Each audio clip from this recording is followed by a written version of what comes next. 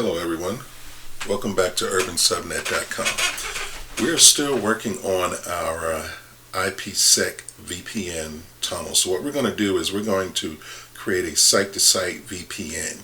What I have here, this is our topology. What I've already configured on the routers is a interface between router 1 and switch 1 and an interface between switch 3 and R3. I created port channels between the switches, and I enabled VLAN interfaces on the switches. I also enabled EIGRP routing on R1, switch 1, switch 3, and R3. So if we go in and we go to our devices here, let's say we go to router 1 and we send a ping down to router 3. The ping is successful. If we go to router 3 and we do a show IP interface brief, sign, we see our IP address is 20.20.20.1 on this interface. Now if we go to switch number 3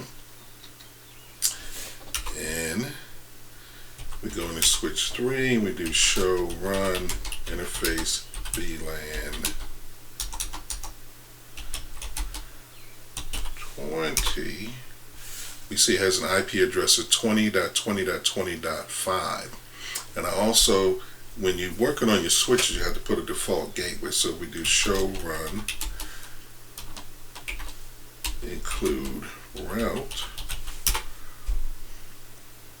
So no, on this one it's default. We see we have an IP default gateway of 20.20.20.1, which is our router 3. So now what we want to do is we want to establish EIGRP, which we see EIGRP 100 is running. So if we ping 10.10.10.1, it is successful. So from switch number 3 down here, we're pinging up to router number 1. So what we're trying to establish here, what I'm trying to show you, is that we have established end-to-end connectivity throughout the network. If we copy this ping command here, and we go over to switch number 2, paste that ping command in, and it's working. We can also ping switch number 1, which is a IP address of 5. So we have our end-to-end connectivity. Another way to do this is to show MAC address table. And we see we have various MAC addresses here. We have port channel with MAC addresses from VLANs 10 and 20, or port channel 10 is VLAN, get 10 and 20. Now what we want to do is let's do a show IP ARP. That will give us a little more, it shows us the IP addresses that are assigned to the various other devices. So switch number 1 is .5, switch number 2 is .6, the router is .1, and .10 is switch number 3. Yes, so just wanted to show you that we have end-to-end connectivity. The next thing we're going to do is to set up a site-to-site VPN tunnel between router 1 and router 3. We're going to try to, the tunnel will go through the EIGRP over to here. So it's going to be a tunnel interface, a logical interface from 1 to 3. That's going to be our next task.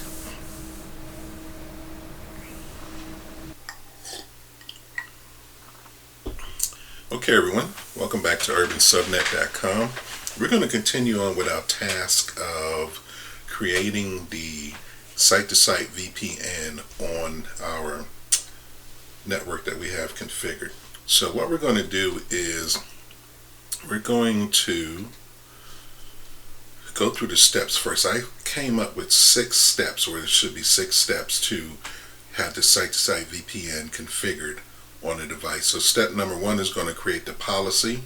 ISAK MP policy 10. Step number 2 is we're going to assign the pre-shared key to the peer. Step number 3 is we're going to create the transform set and set the encryption parameters. Step number 4 is we're going to create an access list to permit our devices, our network, just going to be on an encryption domain network. So the source is on router 1. This is the IP address. This will be your LAN network in the real world, and this would be the remote LAN network on the other side. So this is source here and destination of your IP, of your access list. Step number 5, we're going to create the crypto map, and we're going to set the crypto map to the peer of router 3. We're going to set the crypto map to the transform set. So it's going to use this encryption parameters in the crypto map, and then we're going to match the IP address or the access list. So actually I should put, that needs to have IP in there. Match IP address 110, and that would be this access list here, which is our encryption domain. And then we're going to apply the crypto map to our interface that directs to router number 3. This is an interface that connects to router number 3. So let's go over here. This is router 1. Let's clear some of this off of the screen here. And the first thing we're going to do is config T, and then we're going to start with our crypto policy, and we're just going to copy and paste these parameters into here. So that looks good. The ISAK MP policy 10 is in there. Now we're going to apply the pre-shared key, because you see our authentication is pre-shared key. So we're going to apply the key, and then we're going to set the key to this peer, which is router number 3. So we'll paste that in there. So the key has been set. The key is UrbanSub1, and we're going to send that to the peer. This key will be for this peer address here. The crypto IPsec transform set is next. Let me copy that. And there's other parameters that you can do in the transform set. So if you press the arrow button, you can see there's other things. You can put a tunnel mode. That's when you're working in a tunnel. So you can have transport mode or tunnel mode, but we're not going to do anything else here. We're all set with our transform set. So we're just going to exit there. Then we have to apply our access list. And what I like to do on the end of this list is put it to log the hits to the access list. So we're going to do that. Copy our access list in. Okay, so we're coming up with a error here. So let's do this here. Let's see what we have here. It says there was an error. Access list 110. There it is. Okay. I had IP access list, so it would just be access list. Let's take the IP out. Now we're going to do our crypto map. So on the crypto map, this is what we're going to put in for our crypto map. So let's copy that. And okay, so we are getting some errors on the crypto map. So let's go ahead and just do this here, one line at a time. Crypto map, and then we're going to put VPN, and I think we'll put 10, and then we should be able to see IPsec ISA. Then we're going to press enter. Alright, so we We'll set the peer. Alright. Alright, maybe it does not need IP, so. Alright, match address 110. Alright, so we applied the crypto map and it was my mistake here. We don't need match IP, just match address. So now the crypto map is applied and it's telling to set to the transform set that we created up here for our encryption parameters, to set to the peer of router 3, and then it's going to match the IP address that we configured up here. And now we're going to apply this crypto map to the FA010 interface. And the way you can determine that is you go to N and then you do a show IP route to the address 20.20.20.1. That is your peer address, and the show IP route will tell you which interface that is going out of. And as you can see, it says interface 0/0.10. So if you're working in the real world and you have a router that may have several exit points to it or several interfaces going to different subnets or networks, you would do that show IP route for your peer to determine which interface you will apply your crypto map to. So let's go ahead and do this crypto map. INTFA 0/0.10, and then our crypto map is VPN, and we're going to press enter. Okay, so now it tells us that our ISA-KMP is turned on, but that doesn't mean we have a tunnel set up yet, because if we do a show crypto session, the session status is down. There is no session form yet. So what we have to do next is we have to configure router 3. So that's going to be our next job. So what we're going to do on router 3, we're going to change a couple of things here. One, because that is our peer. This will be the same. This will be the same. The transform set will be the same. The access list will change because we're going to be going from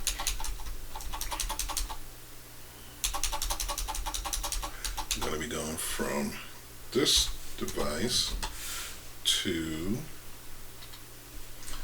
172.17.5.0 0.0.0.255, and that will be directing it towards router 1. Okay, so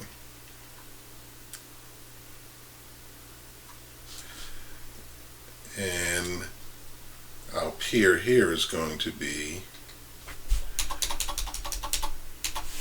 10.10.10, and our access list is 110, and our interface may be the same on router 3, but we will determine that when we do our show IP route.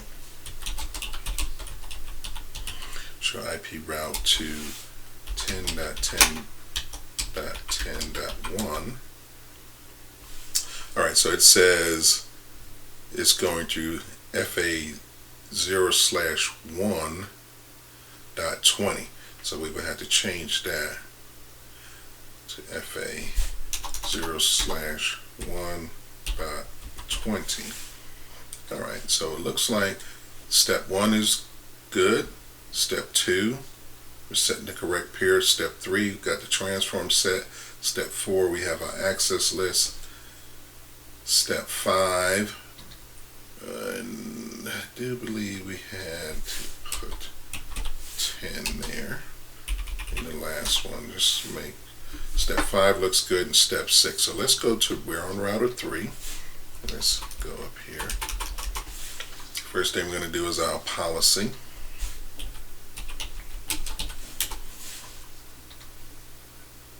And we'll copy the policy into the router.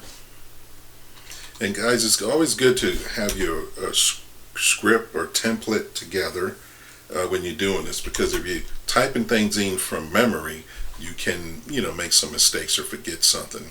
And this makes it easier for you to go back and see what you actually had entered into the router. And you can also check it before you enter it in there too, so you don't actually crash your router or do something that will cause a problem on the network. Because if you're working on a production network, you have to be very careful. We all have crashed networks before. I've done it myself, and I actually thought I was going to lose my job, but we was able to recover, and my boss was not happy, but he didn't fire me either. So it was a learning lesson. That mistake I will never make again. So just something to keep in mind. You want to know exactly what your configurations will do to a router when you put them in there, because if you put the wrong thing in, sometimes you're not able to recover, and you either have to reboot the router or do something else, and that can cause issues on the network for sure. Alright, so we have our CryptoMap VPN 10 is in there, and now we're going to apply our CryptoMap to this interface over here. So let's go into the interface and apply the CryptoMap. Okay, so now we have the message that tells us that the encryption ISA KMP is on, and it shows that that is on. So now what we normally do to bring up our tunnel interface is just do some show commands first. Show crypto ISA KMP SA. And actually right now we don't have an SA formed. We don't have a security association form. So what we normally do to form that security association is we ping the device on the other end of our crypto map. So let's see if our ping will bring up the tunnel for us. So the ping did go through. And let's ping them one more time. And then let's see if we did bring up a security association. And we did not. So something is not working correctly here. So let's do a show crypto session. And our crypto session is still down. So something is not working here. So we're going to have to do some troubleshooting.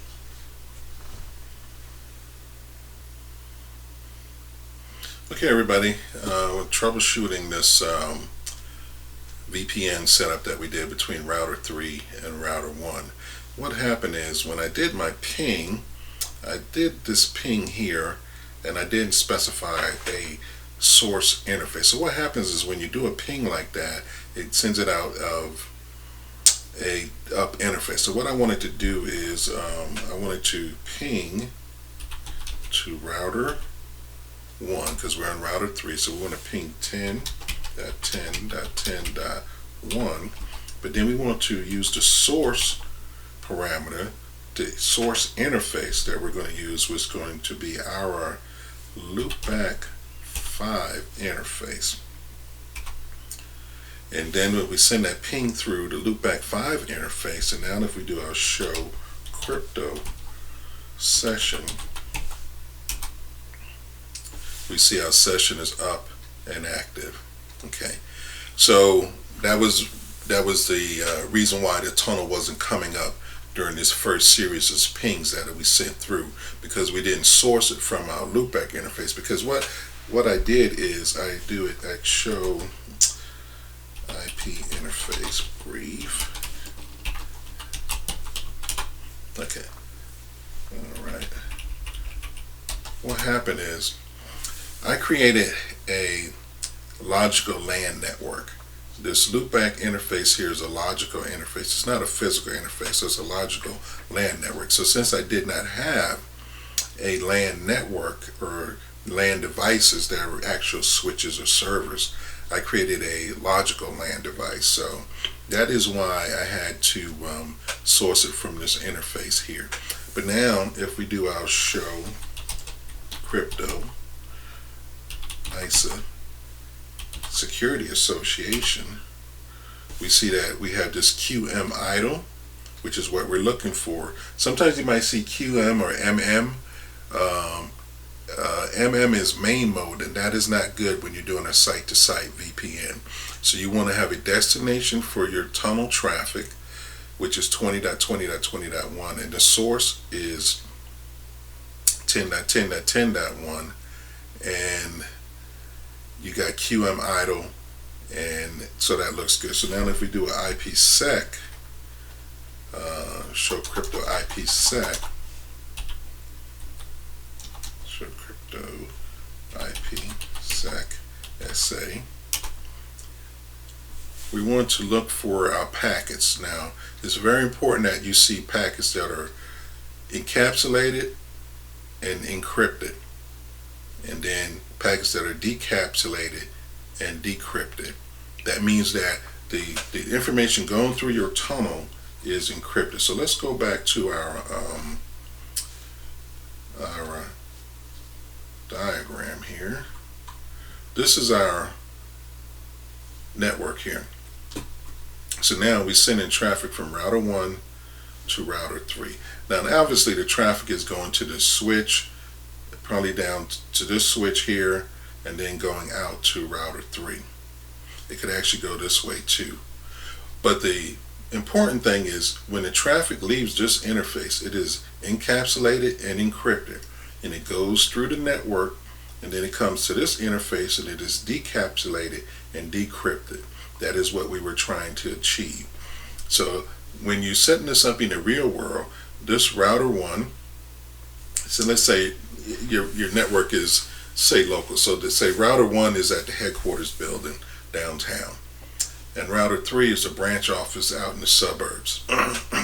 So you want to send information from your headquarters down to your branch office, and you might be working for an insurance company or something. They're sending confidential information, your customers' phone numbers, addresses, and account numbers, etc., etc. So you want that information to be securely sent from downtown to the suburbs, so no one can actually look on your network wire and see that traffic. You know, hacking is extremely active today. I mean, they're hacking and trying to get into everything. So you have to send your information securely across the network. So once again, we'll go back to our routers here, and what we're going to do this time, let's kind of simulate a little bit more traffic here. So we did our show command so we can see that our tunnel is up, and as you go through this was our show crypto IPsec SA. So we saw that the packets are being encrypted and decrypted. We see that we have ESP as our encapsulated security protocol. The status is active, so that's good. And you have outbound encapsulation security protocol, and that one is also active, and you have your SPIs and your security associations running. So that looks good. So what we will do next is we're on router 3, so we're going to ping 172.17.5.100. We're going to source that from loopback 5, and we're going to repeat those pings, say 1,000 times. So alright, so we sent the pings through 1,000 times. So now what we're going to do is we're going to go back to show IPsec, and let's just pipe include up here where it says encrypt and decrypt. Okay.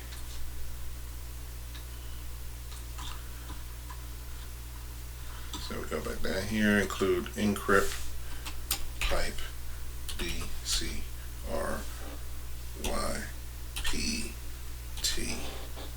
Okay. So now you can see we got 1,004 packets encrypted and decrypted. And you know, the same thing would happen if we went back and we did this one more time. And then if we went back and we looked at our counters again, we see 2,000 packets. Okay, so our tunnel is up and it's working good. If we do a show crypto session detail,